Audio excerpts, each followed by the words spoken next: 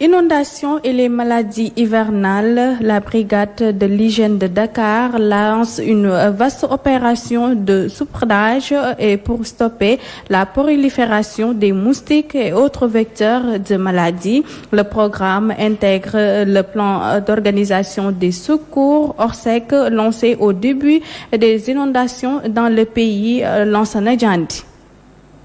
Dans ce bassin pullule des Lavres, un site de réception d'eau très favorable à la prolifération de moustiques. Avec les inondations, la zone de captage a été très fortement impactée depuis la cohabitation avec les insectes est devenue préoccupante. Les services d'hygiène au chevet des populations. Il y a les eaux usées qui sont souvent mélangées, n'est-ce pas, aux eaux pluviales, donc ce qui crée des problèmes de contamination.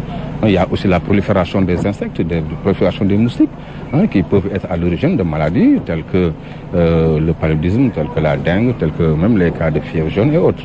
Maintenant, c'est aussi la pollution, n'est-ce pas, de la ressource en eau, qui peut aussi créer des maladies hydriques, des maladies liées, n'est-ce pas, à des maladies diarrhéiques, telles que le choléra ou même certaines épidémies de fièvre typhoïde. Maintenant, comme vous voyez ici, le bassin de rétention là aussi c'est des conditions, des milieux très favorables, n'est-ce pas, à l'éclosion, n'est-ce pas, des œufs de larves. Donc nous allons les traiter. L'opération de saupoudrage entre dans le cadre du plan Orsec. Plusieurs activités au programme de la sous-brigade d'hygiène de Dakar. Ces visites à domicile-là vont surtout servir à renforcer la sensibilisation, n'est-ce pas, des ménages sur les bonnes pratiques d'hygiène. Donc on va aussi essayer d'en profiter pour distribuer, n'est-ce pas, des kits d'hygiène afin d'améliorer vraiment ces conditions-là. Nous allons aussi procéder à des activités de désinfection des sites, en tout cas des maisons qui ont été inondées et dont les sapeurs, n'est-ce pas, ont pu évacuer, n'est-ce pas, les eaux. Ça, nous allons rentrer dans chaque maison, procéder à des désinfections, à des désinfections et de la désinsectisation aussi, parce qu'il y a les moustiques et tout ça qui fait que, bon, vraiment, ce sont principalement ces activités-là que nous allons faire. La brigade d'hygiène de Dakar compte poursuivre l'opération jusque dans les domiciles. Ces opérations vont être élargies dans toutes les communes impactées par les inondations. L'Office national de l'assainissement du Sénégal dégage sa responsabilité sur les inondations. L'ONAS pointe du doigt aux riverains qui, d'après eux, bloquent la circulation des eaux pluviales à cause de leur manque de civisme. Les agents de la structure invitent les populations à respecter les biens publics. Écoutons le reportage de Sobel Wad. Face aux récriminations par rapport à la persistance des inondations, pointées des agents de l'Office national pour l'assainissement de défend. Il convient de noter dans la mise en œuvre de ces opérations un certain nombre de contraintes majeures sur lesquelles il est important que nous allons y insister pour comprendre évidemment la problématique de l'assainissement au Sénégal. Comme contrainte majeure, obstruction des canaux par les ordures ménagères, les gravats, les plastiques, carcasses d'animaux et le sable, avec le non-désemblement des voiries. Et ça, on peut le noter évidemment au niveau des marchés, dans les nouveaux chantiers. Comme contrainte aussi, on peut mettre en exergue les branchements clandestins dans les réseaux d'eau usée comme dans les réseaux eau pluviale. On peut citer au niveau de Ouest Foire, au niveau de Ouakam, etc. Au-delà de cette posture, les agents de l'ONAS proposent des pistes de solutions pour amoindrir des difficultés liées aux inondations. Ainsi, l'ONAS invite, à partir tout simplement de cette situation qui est là, tous les acteurs, plus particulièrement les collectivités territoriales, à s'investir dans la sensibilisation, le désenclavement des voiries, la gestion des ordures ménagères, la veille et la sécurisation des ouvrages d'assainissement. C'est dans ce sens que ces municipalités, en tant que bénéficiaires mais aussi acteurs, doivent évidemment comprendre que nous avons l'obligation évidemment de collaborer, de travailler ensemble. Enfin, nous demandons aux populations de veiller à la préservation de ces ouvrages qui ont été mis en place pour améliorer leur cadre de vie. Pour les agents de l'ONAS, le combat contre les désagréments liés aux inondations incombe aux autorités, certes, mais les populations sont également invitées à plus de civisme pour la fin de ce calvaire. Sobel Wade, à Saint-Louis, une famille chassée d'une maison occupée depuis 1945. Les déguerpis dénoncent les conditions du délogement sous la contrainte de la police. Ils accusent un des petits-fils de Mame Rawane Ngom. Voici les explications de la porte-parole de la famille expulsée, Aïda Mbaye, au micro de Baye Ogo Thiam.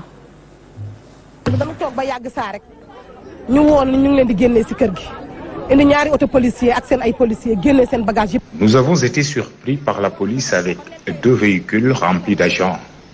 Ils nous ont délogés, ils ont du moins délogé les occupants de la maison et leurs bagages.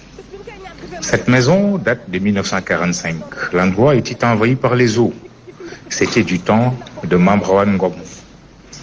Tout le monde sait que la dame Aïda Diop, Modou Diagne et Mame Arama Boye font partie des premiers voisins de cette mosquée de Mame Rawane Ngom. Un des fils du vénéré avait accordé l'hospitalité à la famille. Et d'ailleurs, il s'était opposé à la mise en location de la maison. Mais aujourd'hui, c'est un des petits-fils toujours qui a attrait la famille qui occupait la maison devant la justice. Après 2 procès, gagnés évidemment, on nous a amené des documents à récupérer, à garder.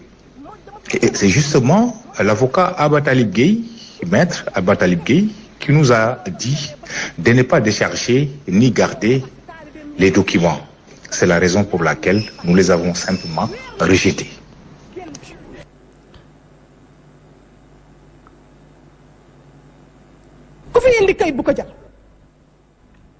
À Louga, des élèves sans pièces d'état civil ont été recensés. La propriété dans les établissements scolaires préoccupe aussi l'Alliance des organisations des jeunes du Sénégal. Les membres de l'Alliance qui luttent pour le respect des droits des filles qui ont organisé une mobilisation dans la ville de Louga. Écoutons notre correspondant Alioune Badara Mbaye. Des jeunes du Sénégal, section Louga, en partenariat avec Plan International et UNICEF, a initié une randonnée pédestre dont l'objectif est d'agir pour les droits des filles, sans souci chargé de mise en œuvre des programmes Plan International Bureau Louga. C'est-à-dire le combat, il est simple. C'est-à-dire c'est un combat où il doit agir pour les droits des filles. Donc actuellement, on a fait une randonnée pédestre, sillonnant tout le long de Louga, permettant aux communautés qui sont au niveau de Louga vraiment de tenir en compte les besoins exprimés par les jeunes. Donc je pense que ça a été vraiment une activité intéressante où tous les partenaires et toutes les organisations de jeunes se sont mobilisés derrière cette alliance-là, vraiment pour mener leur combat dans une belle perspective. Dans cette mouvance, Fransouci revient sur les plaidoiries de cette activité. Et nous voulons vraiment que ces personnes importantes-là puissent défendre la cause des droits des filles. Nous remarquons dans nos différentes interventions au niveau de plan qu'il y a beaucoup de difficultés que nous rencontrons au niveau des écoles, n'est-ce pas, au niveau des ménages. Je donne juste un exemple des extraits de naissance, n'est-ce pas. Nous voulons vraiment que chaque enfant puisse bénéficier d'un état civil et aussi que les écoles avec lesquelles nous encadrons, que toutes les écoles soient dotées des murs de clôture et que chaque école puisse avoir des latrines séparées où les jeunes filles pourront utiliser et les garçons aussi pourront l'utiliser. Avec cette randonnée pédestre que le Plan International Bureau Louga, en collaboration avec l'Alliance de l'Organisation des jeunes du Sénégal, vient d'initier a pour but de combattre les besoins exprimés par les jeunes dans une belle perspective. Aar Sunu Moomel dément le ministre de l'Agriculture et de l'Équipement rural. Le mouvement dénonce le manque d'intrants et d'engrais pour les producteurs. Par ailleurs, il annonce que le Sénégal peut être confronté à une famine extrême. Selon Bassirou Ba, le président du mouvement Aar Sunu Moomel, le ministre doit dire la vérité aux Sénégalais sur la situation agricole. Nous l'écoutons au micro d'Ousmane Junior Sarr. amuñ jiw bu baax waaye amuñ engrais bu mat ta cher na ñu jógee ci. Nous n'avons pas de bonnes semences ni d'engrais de qualité qui coûtent cher en plus. Le ministre ne fait que suivre nos pas. Tout ce que Aar Sunu Moomel a vu, le ministre l'a constaté. C'est juste qu'il dit pas ce que nous dénonçons nous. Que le ministre accepte de répondre aux questions des journalistes mais pas laisser les seuls journalistes de la RTS le caresser, dans le sens des poils. Partout où il passe, on lui dit que les graines et l'engrais sont de mauvaise qualité, alors qu'il soutenait le contraire avant sa tournée. Le terrain a montré le contraire, et c'est ce que Arsounou Momel dit.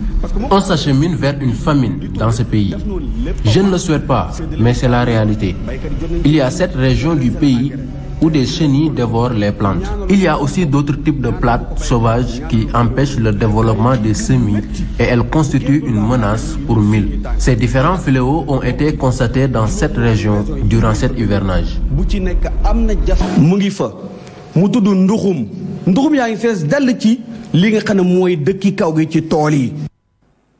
La marche pour la défense des travailleurs de l'hôpital Aristide Le Dantec. Les initiateurs dénoncent l'attitude du préfet bien ayant autorisé la manifestation, une autorisation qui a été signée au secrétariat du FRAPP que ce matin. Les activistes qui ont déploré une tentative de sabotage de la part de l'autorité ont été tout de même braver les intempéries pour manifester. C'est pour s'opposer, soutient-il, à la spoliation foncière et la condamnation à mort des malades. Les prix des denrées sont encore en hausse. Le prix de l'oignon a augmenté. Le kilogramme passe de 250 à 800 francs. Au marché Castor, les ménages dénoncent la flambée du prix de l'oignon à quelques semaines du Grand Magal de Touba. Maguette Gaye et Hassan Koli étaient au marché de Castor. Nous l'écoutons. Nous sommes au marché Castor. Ici, entre d'interminables marchandages entre vendeurs et consommateurs, nous laisse entendre que l'oignon devient de plus en plus rare. C'est la première fois que j'assiste à une rareté d'oignons ici au Sénégal. Ça a freiné toutes nos activités. Parce qu'en ces périodes, il y avait assez d'oignons et on vendait aisément. L'oignon est devenu très cher et rare actuellement. C'est difficile d'avoir beaucoup d'oignons en ces moments. Ça a vraiment touché nos clients. On est dans des situations inexplicables. Sur le marché, d'habitude, si un produit se raréfie, son prix a tendance à augmenter. Pour le cas de l'oignon, le prix du kilogramme est passé de 250 francs à 800 francs, parfois même 1000 francs. Le sac d'oignons coûte entre 15 000 et 17 000 francs. On demande de l'aide à l'État de nous trouver des solutions pour régler ce problème. C'est la première fois que ça arrive au Sénégal. Sac d'oignons coûte 17 000 francs. C'est vraiment difficile de notre côté. La situation de la flambée des prix de l'oignon à Castor est aussi constatée sur beaucoup d'autres marchés, comme celui de Touba qui s'apprête à recevoir des millions de pèlerins pour le Magal. Embouteillage, chaleur et la pluie, ce sont des difficultés que rencontrent les Dakarois à cette période d'hivernage, des désagréments dans la circulation des personnes et de leurs biens. Écoutons la réaction de ce reportage d'Ibrabar. La chaleur et surtout la pluie à l'endroit des moyens de transport, les Sénégalais usagers sont confrontés au quotidien à toutes sortes de problèmes dans la circulation. Oui, bon, forcément, je le ressens comme tout Sénégalais. Certes, c'est pas facile aussi parce que présentement, avec les pluies surtout, à Dakar, il y a pas mal aussi de personnes qui se déplacent toujours pour aller travailler, d'autres pour aller étudier. Bon, concernant les étudiants tout comme moi. Et pour certains aussi qui viennent de loin, c'est très difficile pour pouvoir assurer le trafic de leur maison à leur lieu de travail ou bien à leurs écoles. C'est vraiment dur. Vous parlez de chaleur, mais c'est surtout l'hivernage avec les routes qui sont inondées. Les conducteurs sont obligés de faire de la déviation. De ce fait, si vous êtes dans cette situation, vous ne saurez pas à quelle heure exacte vous allez arriver à destination. C'est ça qui est l'essentiel. Confrontés à tous ces désagréments, ces citoyens interpellent l'État du Sénégal de revoir le système du transport interurbain. Le gouvernement ou bien l'État sénégalais devrait revoir son système de transport interurbain essayer de revoir comment il va remanier ça pour qu'il y ait beaucoup plus de possibilités d'avoir des bus ou bien des cars ou bien des moyens de transport communs. En attendant la fin des travaux de réhabilitation de la voirie urbaine, les usagers de transport doivent encore endurer des désagréments au quotidien. Ibra Bar, c'est cet élément même qui met fin à cette principale section d'information. Mesdames et messieurs, merci de l'avoir suivi. Restez scotchés avec les programmes de la radio Dunia Vision. Au revoir.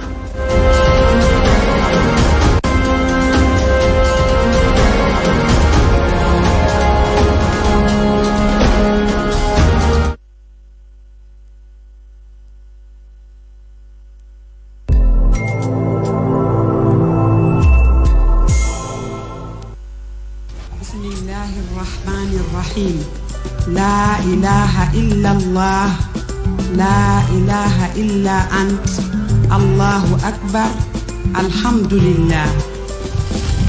Alhamdulillah, en Dieu nous croyons. In God we trust. أعوذ بالله من الشيطان الرجيم. بسم الله الرحمن الرحيم.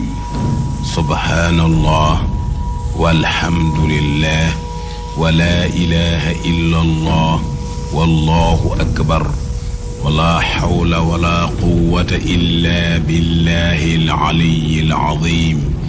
يا حي يا قيوم يا ذا الجلال والإكرام. الحمد لله الحمد لله الحمد لله الحمد لله الحمد لله الحمد لله الحمد لله الحمد لله الحمد لله الحمد لله الحمد لله.